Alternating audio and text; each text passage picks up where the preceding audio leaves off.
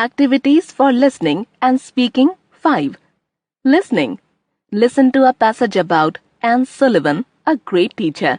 Then state whether the following statements are true or false.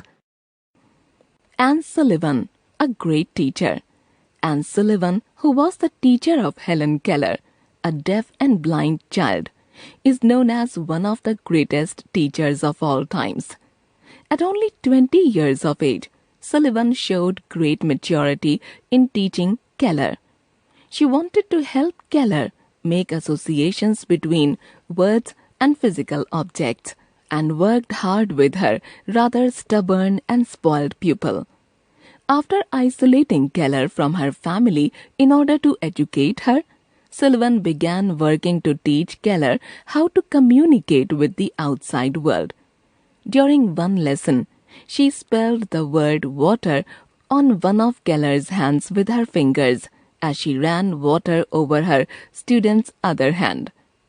Keller finally made her first major breakthrough, connecting the science she was being taught with the objects around her. Thanks to Anne Sullivan's instruction, Keller learned nearly 600 words, most of her multiplication tables, and how to read Braille within a matter of months.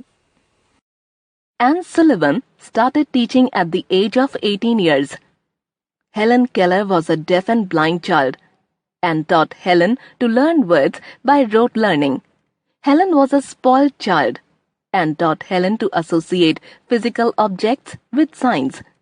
Helen made a breakthrough when she became an expert in sign language and taught Helen to communicate with the outside world. It took Helen 6 years to learn multiplication tables and to read Braille.